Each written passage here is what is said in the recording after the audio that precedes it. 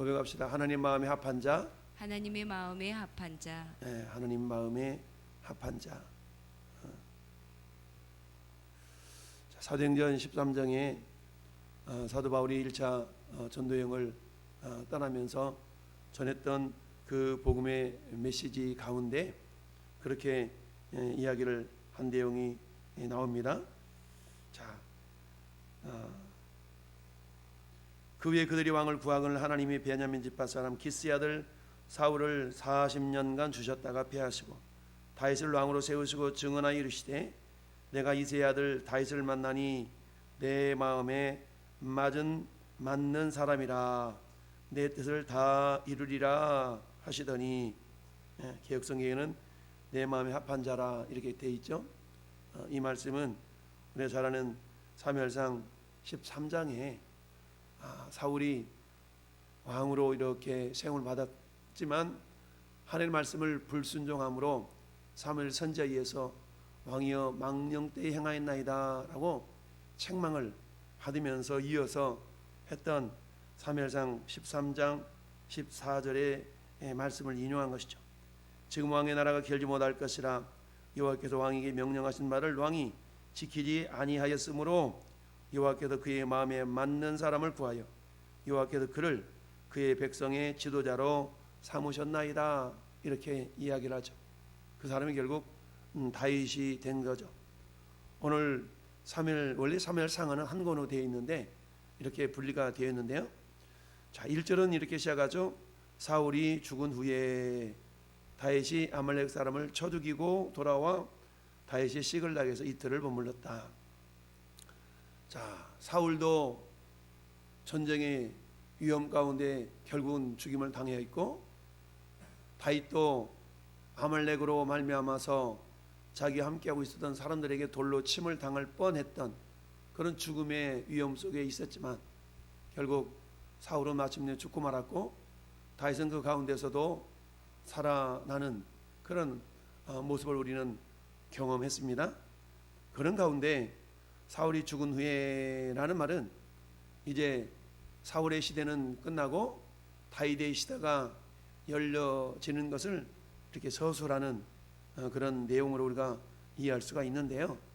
자, 사울의 죽음과 이어서 다윗의 살아남, 이것은 우리 어제 신본주의 사람과 인본주의 사람의 결국이 어떻게 되는 것인가에 대해서 어제 우리가 묵상해 봤고요. 오늘은 하나님의 마음에 합한 사람, 하나님의 마음에 합한 사람. 여러분, 사장님이 면접을 봐요. 어떤 회사에서 직원을 뽑을 때 신입 직원이 됐든 경력 직원이 됐든 면접을 해서 뽑는데, 그런 면접에서 뽑을 때 사장님이나 임원들이 그 사람을 뽑을 때에 마음에 든 사람을 뽑아요? 마음에 안 든 사람을 뽑아요? 뭐 두말할 것도 없죠. 마음에 든 사람을 뽑죠.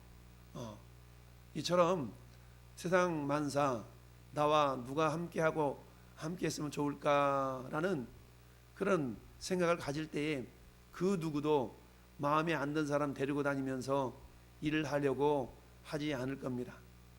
하나님도 마찬가지죠. 하나님도 여러분, 우리 고린도후서 6장 1절에 사도 바울이 그렇게 고백하잖아요. 우리가 하나님과 함께 일을 하는 자로서 너희를 권하노니, 함께 일하는 자로서 너희를 권한다. 그러면서 너희가 하나님 은혜를 헛되이 받지 말아라 라고 말하잖아요.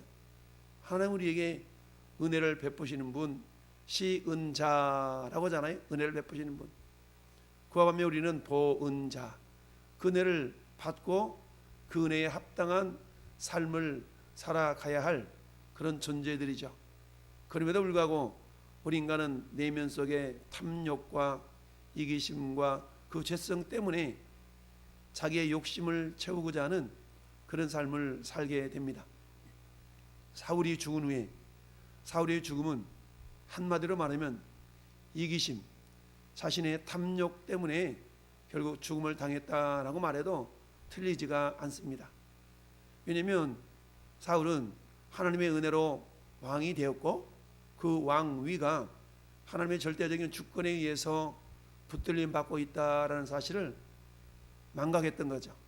그래서 때요 자기 주변에 있는 사람들이 자기를 지켜주고 세워줘야만이 자기가 왕 위에 계속적으로 있을 것이다 라고 생각했던 거죠. 그러다 보니까 하나님의 목소리보다는 사람의 목소리에 더 관심을 기울일 수밖에 없었던 이 사울, 결국 그의 삶을 한마디로 평가한다면 인본주의적인 삶을 살았다라고 말할 수가 있죠. 그와 반면에 사울은 철저하게 신본주의적인 삶을 살았던 삶의 전형이다라고 말할 수 있죠. 그러니까 하나님이 신본주의적인 삶을 살았던 다윗을 야 다윗은 내 마음에 맞는 사람이야 라고 고백했던 말씀하셨던 거죠. 자 1절부터 5절까지를 보면 그야말로 사울왕의 죽음과 요나단의 죽음의 소식을 아말렉 소년을 통해 전해 들은 내용이 나타나 있죠. 4절 말씀 보니까 다윗이 그에게 이르되 일이 어떻게 되었느냐 너는 내게 말하라. 그가 대답하되 군사가 전쟁 중에 도망하기도 하였고 무리 가운데 엎드려 죽은 자도 많았고 사울과 그의 아들 요나단도 죽었나이다 라고 보고를 했어요. 이 아말렉 소년은 이 다윗의 어떤 그런 모습을 잘 알았던 것 같아. 그러니까 이 알긴 알았지만 절반만 사실은 아는 거죠. 그러면서 잽싸게 도망가가지고 다윗에게 지금 이런 전쟁의 상황을 보고하면 다윗으로 하여금 뭔가 보상을 받을 것으로 여겼던 거죠. 그러면서 요나단만 죽은 게 아니고 사울의 아들 3명이 다 죽었던 거 아니겠어요? 이 3명이 다 죽었는데 요나단, 아비나답, 말기수와 3사람이 죽었는데 이 아말렉 청년은 요나단과 사울이 죽었다라고 이렇게 이야기를 하고 있어요. 그랬더니 너 사울과 요나단이 죽은 줄 어떻게 알아? 이렇게 얘기하니까 자 이제 자기가 이제 6절부터는 뭐예요? 10절 상황은 지금 이 아말렉 소년이 어떻게 해서 죽었는가를 지금 보고하는데 이 보고는 거짓 보고죠. 우리가 사무엘상 31장에 사울이 어떻게 죽었어요? 그야말로 저기에 의해서 화살을 맞아서 죽을 상황이 되니까 자기 무기 든 자에게 병이 든 자에게 나 죽어라 할례 받지 못한 자에게 죽임당하는 것이 창피하다 나 그러면서 죽여달라고 그러니까 차마 그러질 못하죠. 그래서 사울은 자기 스스로가 결국 자살을 해서 죽임을 당하죠. 그리고 그 무기 든 자도 역시 마찬가지. 사울의 죽음을 보고 자기도 자기 칼이 엎드려서 죽임을 당했다. 이게 이제 31장에 나타내는 내용인데, 근데 지금 이 아말렉 소년은 어때요? 자기가 죽였다라고 얘기하면서 그 죽인 증거로 왕관과 팔찌에 있는 고리를 벗겨서 다윗에게 지금 가져온 거죠. 그러면 어때요?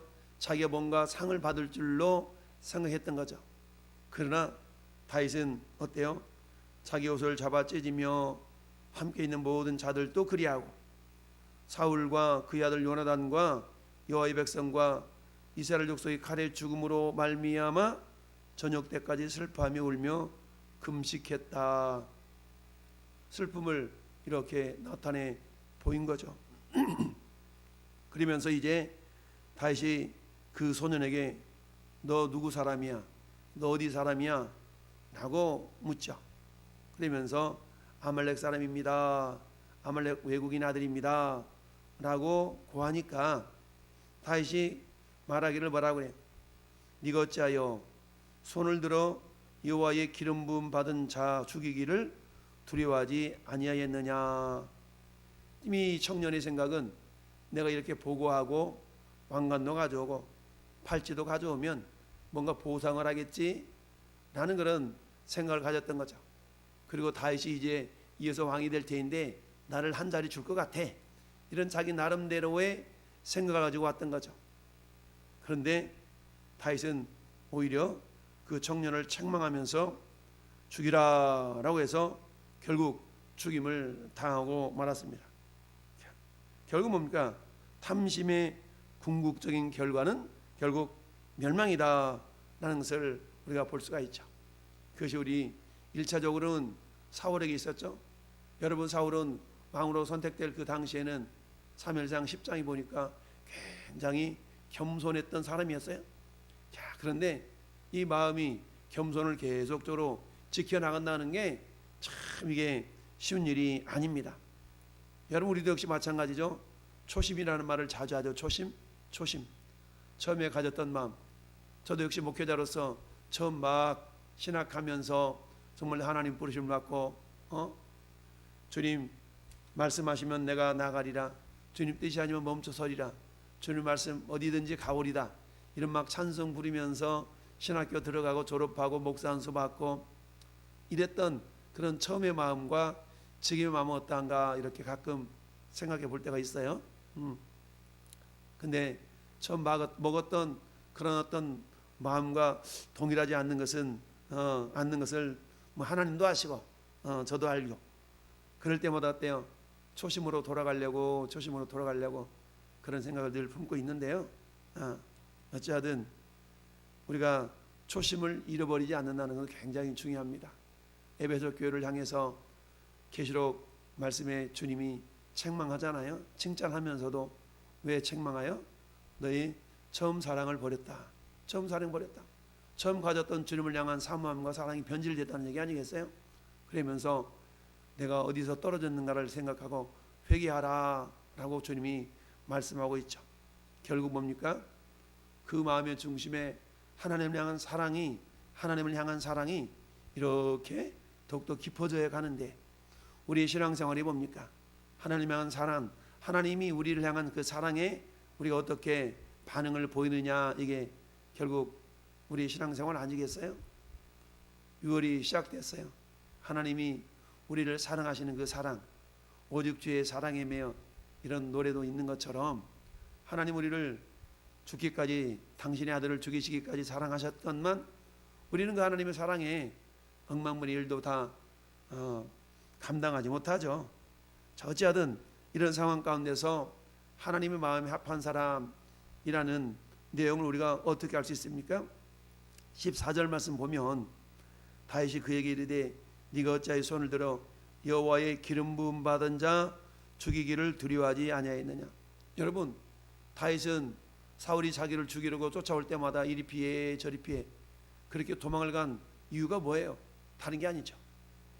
이 사울은 비록 하나님 세워서 그야말로 왕으로 있었고, 사울의 모습은 이미 사무엘 선지자를 통해서 왕에게 버림받은 자였지만, 그럼에도 불구하고 다윗 생각에는 그래도 그는 여전히 하나님의 기름 부음 받은 자다라는 그런 의식이 있었다는 얘기죠. 그러다 보니까 어때요? 자기가 죽일 기회가 2번씩이나 있었음에도 불구하고 사울을 죽이지 않냐고 하나님 손에 계속 또 내어 맡겨드렸던 거죠. 그러니까 하나님 중심으로 신본주의적인 삶을 살려다 보니까 육체는 피곤한 겁니다. 왜요? 이미 그냥 죽여서 자기가 이미 왕으로 기름 부음 받은 상태이니까 그래도 될 법한데 그러지 않았어요. 여러분, 다윗이 기름 부음 받았던 때의 나이가 10대예요. 10대 소년이거든요. 근데 다윗이 결국 왕 위로 오른 때가 30살이니까 약 14, 15년 동안을 계속적으로 실현을 당하는 그런 도망자의 신세 아니었어요? 그 유일한 까닭은 뭡니까? 사울왕이 기름 부음을 받았다는 이유 때문에 다윗이 그를 해칠 능력이 기회가 있었음에도 불구하고 그렇지 않았던 거죠. 도망자의 삶을 산 거 아니겠어요? 그러다 보니까 육신이 괴로웠어요. 그렇지만 이런 모습을 누가 지켜보셨어요? 하나님이 지켜보셨던 겁니다. 그러니까 육신은 피곤한 거죠. 어찌 보면. 왜? 하나님의 마음에 합한 자의 모습으로 살아가려다 보니까 세상적인 가치관과 이 하나님의 가치관을 가지고 있었던 다윗과 계속 충돌하는 거잖아요. 그러다 보니까 어때요? 쉬운 삶이 아니었던 겁니다. 오늘날도 마찬가지 아니겠어요? 우리가 하나님 마음에 합한 자의 삶을 살기 위해서는 늘 꼬람대오 신전 의식을 가지고 우리가 살아가게 되는데, 이런 삶의 가치관은 세상적인 가치관과 부딪힐 수밖에 없거든요. 그런 가운데서 다윗은 어떤 사람은 변화가 됩니까? 다윗의 인격의 모난 부분들이 다 이렇게 다듬어지게 되잖아요. 그래서 결국 어떤 사람으로 빚어져 가요? 다윗이 온유한 사람으로 빚어져 가게 됩니다. 여러분, 예수님이 산상수훈 5장에서 뭐라고 말씀합니까? 온유한 자는 복이 있나니 그들이 땅을 기업으로 받을 것임이라 라고 말씀하죠. 물론 땅은 물리적인 땅도 말씀하고 있겠지만 땅은 사람의 마음을 상징하기 때문에 온유한 사람은 사람을 얻는다는 얘기입니다. 마찬가지로 시편 37편 11절에도 예수님이 인용하셨던 말씀이 나타나요. 그러나 온유한 자들은 땅을 차지하며 풍성한 화평으로 즐거워하리로다 라고 말씀합니다. 여러분, 우리 하나님은 오늘도 당신의 마음에 합한 자를 찾아서 당신의 일을 함께할 동역자로 부르신 줄 믿습니다. 저는 여러분들을 6월 한 달 동안도 주님이 야, 내가 너를 보니까 내 마음에 참 합하다, 내 마음에 맞는다, 내가 너와 함께 일하고 싶다 라는 그런 주님의 마음이 우리 가운데 전달될 수 있기를 바랍니다. 6월 호국 보훈의 달이라고 그러지 않습니까? 나라와 민족을 위해 충성했던 많은 사람들의 선열들의 피 흘림이 있었기에 오늘 우리가 이처럼 자유를 누리면서 신앙생활도 마음껏 하고 있는 거 아니겠어요? 그런데 하나님이 우리에게 주신 이 자유가 방종으로 흘러가지 아니하고 주님의 뜻을 이루어드리며 생명 살리는데 그 자유가 잘 쓰임받아서 그런 모습이 또한 더욱더 하나님 마음에 합당한 자다, 마음에 맞는 자다 라는 그런 칭찬이 우리 가운데 나타나는 6월 한 달의 삶이 되기를 예수님의 이름으로 축원합니다.